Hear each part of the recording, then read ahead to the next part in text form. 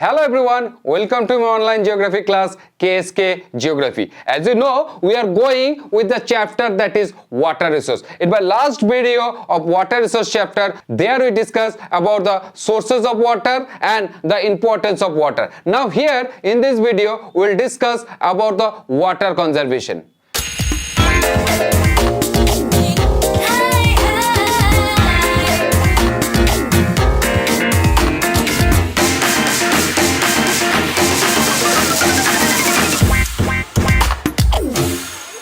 Remember, the surface water, if you will not hold it properly, so that water, it will go, ultimately it will reach to the ocean, and once it will reach to the ocean, it will become saline water. So that water, it will be not useful for us. So that's why traditionally we are practicing one method that's called rainwater harvesting. And what is rainwater harvesting? Basically that will conserve the rainwater. Now how will conserve the rainwater? Rainy seasons is very limited. In India, basically rainy seasons are 4 months that we have studied in the Climate of India chapters. That is June, July, August, September. So if we will save the water in that we are getting through the rain in the month of June, July, August, September, and that water we will save it properly, and when it will be required, it means rest 8 months of the year, when it require the water, that water we can utilize it for our fulfilling needs, like for agricultural purpose, for industry purpose, mainly for agriculture.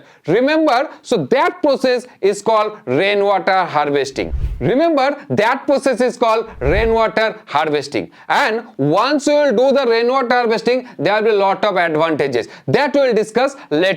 First of all, you need to understand the mechanism. Now how? So this process you can see in the picture given, that is called rooftop rainwater harvesting. Now how the mechanism it will take place? After rain, when the roof will collect the water, and this roof water through the pipeline we can take it down, and in the tank or in the reservoir we can save the water, right? And during the dry seasons, when we require water, we can take out the water, and that we can use for watering in the plant or for agricultural purpose or some other requirement, we can utilize this water. That process is called rooftop rainwater harvesting.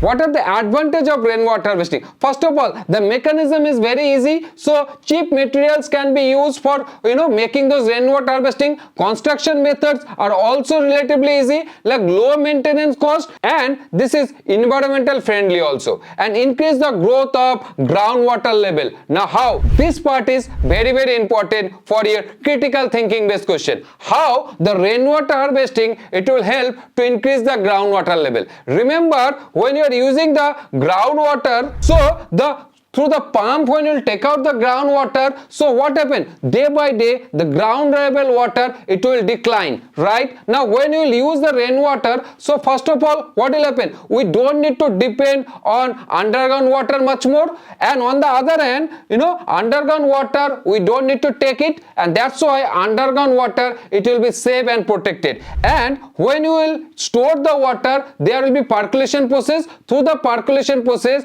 the water through the filtration process, it will go down and it will store under the ground. So that's why the underground water level also it will increase. Next one, the importance or advantage of rainwater harvesting, that mitigates the effects of droughts. Now when the dry season we require more water, so that dry season's water requirement can be fulfilled by the stored rainwater. Next, reduce the runoff. That is also very important for your critical thinking. Remember, if you will not store the rainwater, so as the runoff water it will pass, and when it will pass as a runoff water, it will make the erosion also. So soil erosion also it will increase more. As a result, there will be chances of floods and droughts also increase, right? That's why we need to utilize the rainwater harvesting methods, so that it will help to control the droughts and floods also. Next, it also helps reducing the electricity bill. Provide a supply to safe water